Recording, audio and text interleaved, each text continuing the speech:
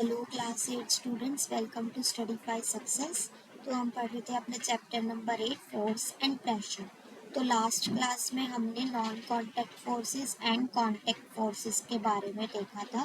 ठीक है, आज की क्लास में हम देखेंगे कि व्हाट इज प्रेशर। ठीक है, तो प्रेशर क्या होता है? Pressure is produced when a force acts on an object. Pressure कब प्रोड्यूस होता है? जब कोई भी फोर्स किसी भी ऑब्जेक्ट के ऊपर हम लगाते हैं, कोई भी ऑब्जेक्ट के ऊपर हम फोर्स लगाते हैं तो उससे क्या प्रोड्यूस होता है? प्रेशर प्रोड्यूस होता है। ठीक है, the force acting on unit area of a surface is called pressure. Pressure की क्या डेफिनेशन होगी? The force acting on a unit area of a surface is called pressure. मतलब कि जो फोर्स लग रहा है किसी भी पर यूनिट एरिया पे, किसी भी सरफेस के ऊपर, उसको हम बोलेंगे प्रेशर।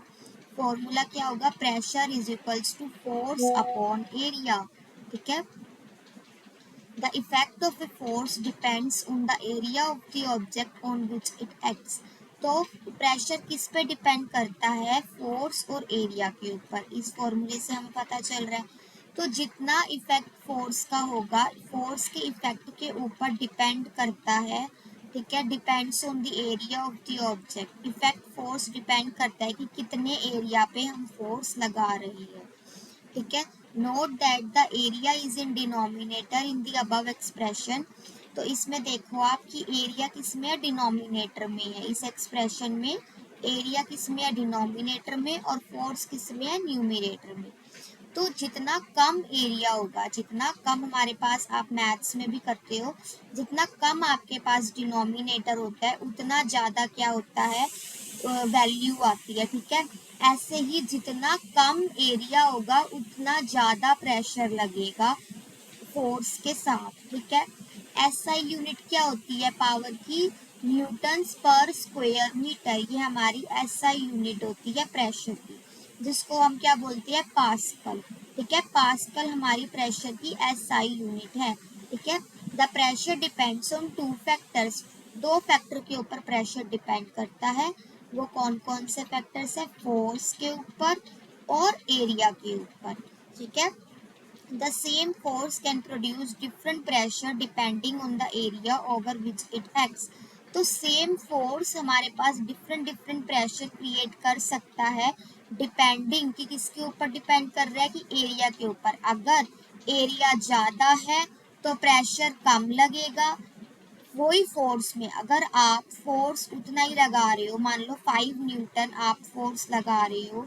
ठीक है, न्यूटन किस लिए? क्योंकि न्यूटन यूनिट, फोर्स की यूनिट न्यूटन होती है और एरिया की यूनिट मीटर स्क्वायर होती है। ठीक है, तो अगर आप 5 न्यूटन फोर्स किसी ऑब्जेक्ट पे लगा रहे हो और उसका एरिया बहुत ज़्यादा है, तो प्रेशर उस पे क्या कितना लगेगा? कम लगेगा। और अगर उसी फोर्स में, मतलब कि सेम 5 न्यूटन फोर्स पर अगर आप स्मॉल एरिया पे लगा रहे हो तो प्रेशर क्या लगेगा? ज़्यादा लगेगा। तो आप सेम फोर्स रखकर एरिया को कम करो या ज़्यादा करो, तो डिपेंड करता है एरिया के ऊपर कि प्रेशर कम लग रहा है या ज़्यादा लग रहा है। अगर आप फोर्स बड़े एरिया पे लगा रहे हो तो प्रेशर कम लगेगा। अगर आप फोर्स छोटे एरिया पे लगा रहे हो, छोटे एरिया पे, तो प्रेशर क्या लगेगा? ज़्यादा लगेगा। ठीक है, ऐसे ही हम जो हमारे डेली लाइफ में एग्जाम्पल्स आप देखते हो, बेसिस ऑफ प्रेशर के ऊपर हम देखते हैं कि कैसे प्रेशर उन पे एग्जर्ट होता है अगर हम एरिया कम रखते हैं और एरिया ज़्यादा रखते हैं।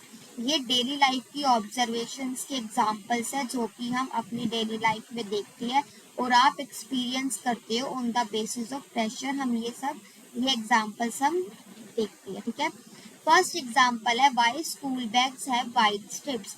कि स्कूल बैग्स, अगर आप ये स्कूल बैग्स यूज करते हो तो आप स्कूल बैग्स को देख कर लेते हो ना कि उसकी वाइड स्ट्रिप्स होनी चाहिए।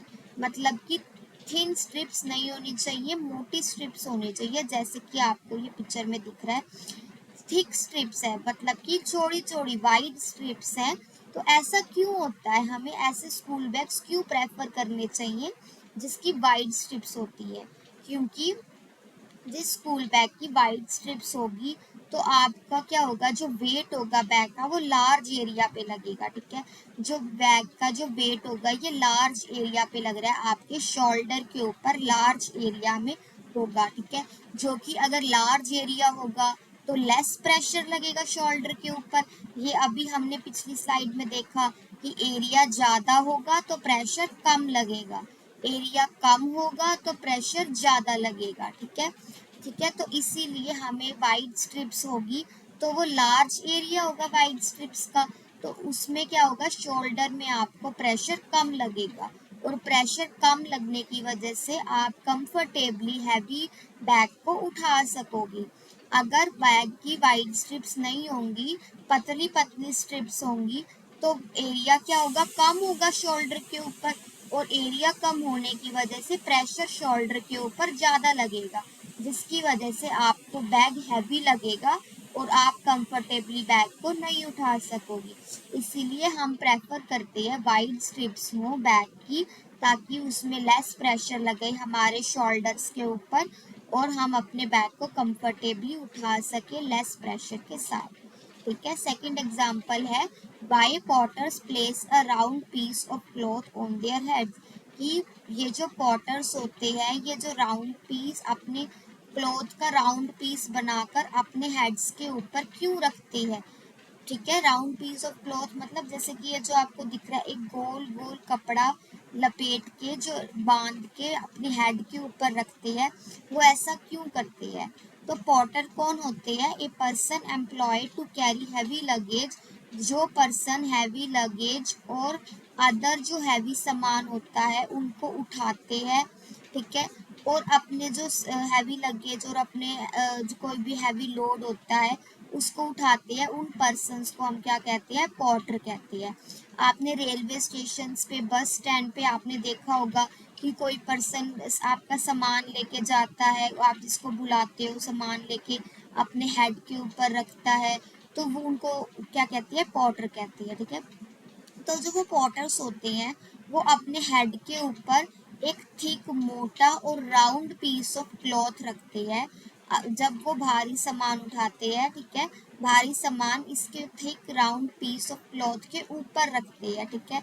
तो ये क्यों करते हैं, ये इसलिए करते हैं ताकि वो जो एरिया है वो इंक्रीज हो जाए, ठीक है, हेड के ऊपर एरिया इंक्रीज हो जाए, जिसकी वजह से उनके हेड पे प्रेशर कम लगे और वो अपना लोड जो बैग रखा हुआ है हेड पे वो आराम से उठा ले, ठीक है। तो इसलिए वो round piece of cloth, thick round piece of cloth अपने हेड के ऊपर रखते हैं बिफोर प्लेसिंग एनी लगेज और loads, so that the pressure on the head is reduced and they find it easier to carry the load, ठीक है। Next example हमारे पास आता है, why a sharp knife cuts better than a blunt knife, तो जो sharp knife होता है वो अच्छा क्यों काटता है ब्लंट नाइफ से। ब्लंट नाइफ का मतलब है जिसकी जो एजेस होती हैं ब्लेड की वो शार्प ना हो, ठीक है। शार्प नाइफ अच्छा क्यों काटता है, क्योंकि a sharp knife has a very thin edge, जो उसकी एज होती है वो बहुत क्या होती है, थिन होती है, ठीक है, पतली होती है, ठीक है, और शार्प होती है, तो उसकी वजह से वो अच्छी तरह काटता है। थिन एज की वजह से वो उसका जो एरिया होता है वो बहुत कम हो जाता है, और एरिया कम होने की वजह से प्रेशर ज़्यादा लगता है, और प्रेशर ज़्यादा लगने की वजह से शार्प नाइफ किसी भी ऑब्जेक्ट को अच्छी तरह काट सकता है, ठीक है। और जो ब्लंट नाइफ होता है उसकी थिकर एज होती है, थिकर एज होने की वजह से वो जो फोर्स होता है हमारे हैंड के ऊपर जो लग रहा है वो लार्ज एरिया में लगता है। थिकर है तो थिकर एज का लार्ज एरिया होगा, और लार्ज एरिया होगा तो प्रेशर कम लगेगा, प्रेशर कम लगने की वजह से डिफिकल्टी होती है हमें ऑब्जेक्ट्स को काटने में, तो इसलिए sharp knife cuts better than a blunt knife. जैसे कि आप देख रहे हो ये पिक्चर में, ये फिगर में आप देख रहे हो कि शार्प नाइफ आराम से काट रहा है टमाटोज को या किसी भी ऑब्जेक्ट को काट सकते हो आप, और जो डल नाइफ मतलब कि जो ब्लंट नाइफ है उनकी जो शार्प एजेस नहीं है, उनकी थिक एजेस है, और शार्प नाइफ की थिन एजेस होती है। थिन एजेस की वजह से एरिया कम होता है और प्रेशर ज़्यादा लगता है, प्रेशर ज़्यादा लगने की वजह से हमारा ऑब्जेक्ट आसानी से कट जाता है। ठीक है, तो ये जो एग्जाम्पल्स है ये हम डेली लाइफ में आप देखते हो, आप परफॉर्म भी करते हो, और भी बहुत सारे एग्जाम्पल है प्रेशर से रिलेटेड जो आप ऑब्जर्व करते हो अपनी डेली लाइफ में। ठीक है, तो अब नेक्स्ट हम देखते हैं प्रेशर एक्सर्टेड बाय लिक्विड्स, कि प्रेशर लिक्विड्स में भी एक्सर्ट होता है। ठीक है, all the liquids exert pressure on the base and walls of the container, सारे लिक्विड्स प्रेशर एक्सर्ट करते हैं किसके ऊपर, किसी भी कंटेनर के बेस के ऊपर, बेस मतलब जो बॉटम एरिया होता है उसके ऊपर, और वॉल्स के, कंटेनर की वॉल्स के ऊपर लिक्विड्स प्रेशर क्रिएट करते हैं। ठीक है, pressure in liquid is not the same of all depths, pressure जो लिक्विड में होता है वो सारी जगह सेम नहीं होता है, जैसे कि बॉटम में प्रेशर कुछ और होगा और ऊपर कुछ और होगा। ठीक है, the pressure exerted by a liquid changes with the depth in the liquid, pressure जो एक्सर्ट होता है लिक्विड के थ्रू वो जो चेंज होता रहता है, जैसे जैसे हम नीचे जाएंगे डेप्थ में जाएंगे वैसे वैसे प्रेशर चेंज होता जाएगा। ठीक है, the pressure exerted by a liquid increasing with increasing depth inside the liquid, जो प्रेशर होता है लिक्विड में वो इंक्रीज होता जाता है जैसे जैसे हम डेप्थ के अंदर जाते रहते हैं, डेप्थ ज़्यादा होएगी तो प्रेशर इंक्रीज होगा। ठीक है, as the depth of liquid increase, as the depth of liquid increases, the weight of liquid column pushing down from the above increases, जैसे जैसे डेप्थ इंक्रीज होगी जो वेट होगा लिक्विड का वो डाउन भी नीचे नीचे जाते जाते इंक्रीज होता जाएगा। ठीक है, तो ऐसे ही जो वेट होता है जो कॉलम को पुश करता है वो इंक्रीज होगा तो प्रेशर भी इंक्रीज होगा। Pressure of a liquid increases with depth, जैसे जैसे हम डेप्थ के अंदर जाएंगे वैसे वैसे प्रेशर इंक्रीज होता जाता है। Greater the depth of A point in liquid, जितनी ज़्यादा डेप्थ होगी उतना ज़्यादा प्रेशर होगा। ठीक है, जैसे कि हम ये एक डायग्राम में देख रहे हैं कि जैसे कि मान लो ये कंटेनर है, ये कंटेनर है और ये कंटेनर की वॉल्स है। ठीक है, तो और ये हमारा बेस है। ठीक है, तो बेस के ऊपर हमारा हाई प्रेशर है और ऊपर हमारा लो प्रेशर है। ठीक है, तो जैसे जैसे हम नीचे जाएंगे और भी अगर हम नीचे जाते जाएंगे, आपने रिवर में भी देखा होगा। ठीक है, अगर तो हम रिवर्स में भी जितना जितना नीचे जाते हैं डेप्थ में जाते हैं उतना ज़्यादा प्रेशर इंक्रीज हो जाता है।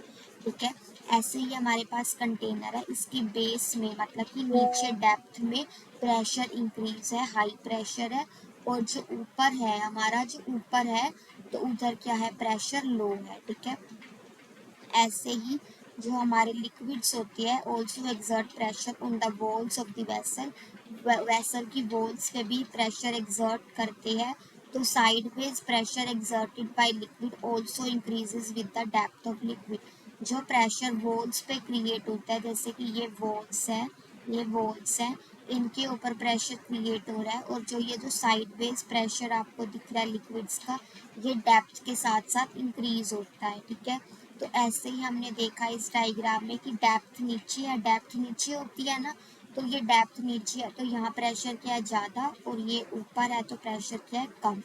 तो अब ये जो वॉल्स है इनके ऊपर भी लिक्विड्स प्रेशर क्रिएट करते हैं, तो अगर हमने ये वॉल्स के ऊपर पाइप लगा दी और उसमें से पानी आ रहा है तो जहाँ पे हाई प्रेशर है वहाँ पे स्ट्रॉन्गेस्ट जेट आएगा, वहाँ से बहुत तेज़ी से पानी आएगा, और जैसे जैसे हम ऊपर जाते जाएंगे वैसे वैसे वीकेस्ट हो जाएगा उसका फ्लो, वीकेस्ट हो जाएगा। इसलिए उन्होंने कहा है the sideways pressure exerted by liquid also increases with the depth of liquid, जैसे जैसे हमारी डेप्थ इंक्रीजेस होगी वैसे वैसे साइड वे का भी प्रेशर इंक्रीज होता जाएगा।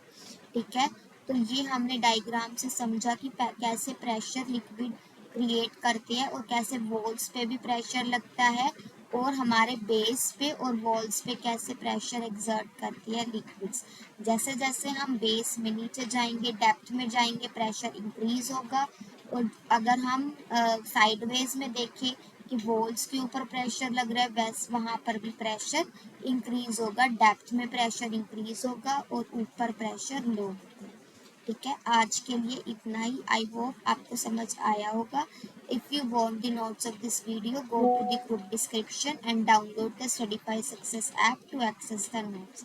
Thank you.